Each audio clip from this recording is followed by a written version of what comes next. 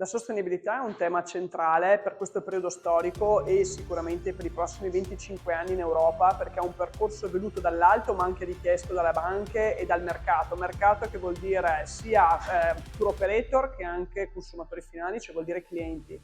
E sul Lago di Garda è fondamentale perché ovviamente il punto di attrazione è il territorio, quindi in particolare l'aspetto ambientale, che deve essere tutelato perché è un fattore di futuro fatturato e di futuro, quindi business continuity delle strutture alberghiere e di tutto l'indotto. Per cui questo è il cuore. Noi dobbiamo tutelare il territorio e riuscire a integrare grandi operazioni e flussi turistici pur mantenendo una sostenibilità, quindi una durabilità della bellezza, dell'estetica e dell'ecosistema naturale, oltre anche al benessere delle persone che vivono localmente tutto l'anno il territorio e oltre anche ai lavoratori stessi che sono sia territoriali che, come sappiamo, anche stagionali. Oggi pochissimi casi pionieristici riescono ad avere zero impatti ambientali negativi, ma solo anche impatti positivi, quindi anche di rigenerazione e soprattutto impatti positivi a livello sociale di comunità locale e di lavoratori, ma ad oggi quasi nessuno è a questo livello.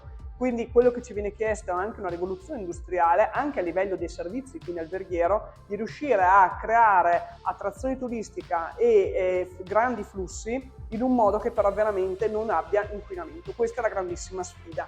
In generale quindi abbiamo un'attrazione da parte degli istituti bancari e dal mercato, con anche la spinta normativa che è unica a livello mondiale. L'Europa ha voluto spingere tantissimo con obblighi che spingano soprattutto alla decarbonizzazione dei percorsi delle imprese e anche di servizi.